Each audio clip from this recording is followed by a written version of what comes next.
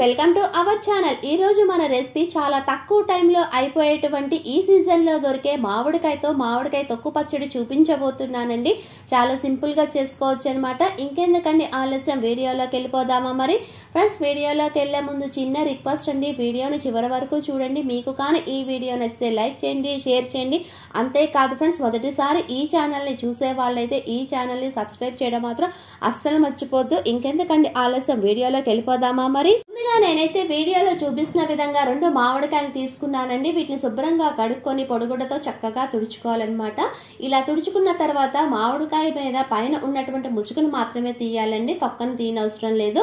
ఇలా ముచుకును తీసిన తర్వాత దీనిని మీడియం సైజులో మామిడికాయ ముక్కల్ని కట్ చేసుకోవాలి। అలా కట్ చేసుకుని చూపిస్తున్నాను చూడండి। ఇలా కట్ చేసుకున్న వాటిని ఒక మిక్సీ జార్లోకి ట్రాన్స్ఫర్ చేసుకుందాము। ఇలా చేసుకున్న తర్వాత దీనిలోకి తొక్క ఒలిచినటువంటి 5 వెల్లుల్లి రబ్బలను వేసుకోవాలండి। తర్వాత దీనిలోకి నేను ఒక అరగంట ఎండలో పెట్టినటువంటి 1 టేబుల్ స్పూన్ ఆవాలని యాడ్ చేసుకుంటున్నాను। తర్వాత దీనిలోకి ఎండలో పెట్టినటువంటి 1 టీ స్పూన్ మెంతులు కూడా యాడ్ చేసుకుంటున్నానండి। మీకు ఇన్ కేస్ ఆవాలు అండ్ మెంతులు ఎండలో పెట్టడం అవ్వలేదనుకోండి, పొయ్యి మీద ప్యాన్ పెట్టుకొని నూనె లేకుండా కొంచెం సేపు వేయించుకుంటే సరిపోతుంది అనమాట। ఇలా వేసుకున్న తర్వాత దీనిలోకి రుచికి సరిపడా కారం, తర్వాత దీనిలోకి రుచికి సరిపడా ఉప్పును కూడా వేసుకొని వాటర్ అన్నది యాడ్ చేయకుండా కోర్సుగా గ్రైండ్ చేసుకోవాలన్నమాట। ఇలా గ్రైండ్ చేసుకున్న దాన్ని ఇక్కడ చూపిస్తున్నాను చూడండి। ఇలా చేసుకున్న దాన్ని పక్కన పెట్టుకుందాము।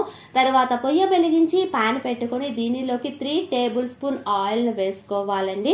ఆయిల్ అనేది కొంచెం వేడెక్కిన తర్వాత దీనిలోకి 1 టీ స్పూన్ ఆవాలు, తర్వాత దీనిలోకి చక్కగా దంచుకున్నటువంటి 5 వెల్లుల్లి రబ్బలను కూడా వేసుకొని ఫ్లేమ్ అన్నది మీడియం ఫ్లేమ్లోనే పెట్టుకుని చక్కగా ఆవాలు అండ్ వెల్లుల్లిని వేపుకోవాలండి। అంతేకాదు ఫ్రెండ్స్, మీకు కావాలి అనుకుంటే ఇక్కడ శనగపప్పు, మినప్పప్పును కూడా యాడ్ చేసుకోవచ్చు, నేనైతే యాడ్ చేయటం లేదు। ఇలా వెల్లుల్లి ఆవాలను వేపుకున్న తర్వాత దీనిలోకి ఒక రెమ్మ కరివేపాకు, 2 ఎండుమిరపకాయలు సగానికి తుంచి యాడ్ చేస్తున్నానండి। వీటిని కూడా చక్కగా వేపుకోవాలి। ఇలా అన్ని ఇంగ్రీడియంట్స్ చక్కగా వేపుకున్న తర్వాత మనం ముందుగా రెడీ చేసుకున్నటువంటి మామిడికాయ తొక్కు ఉంది కదండి, దాన్ని కూడా వేసుకొని చక్కగా ఒక 2 నిమిషాలు వేపుకోవాలన్నమాట। ఇలా వేపుకోవటం వల్ల మామిడికాయలో ఉన్న పులుపు అన్నది తగ్గుతుంది। అంతేకాదు ఫ్రెండ్స్, ఇలా వేపుకుంటున్నప్పుడు పచ్చళ్ళ నుంచి మంచి సువాసన వస్తుందన్నమాట।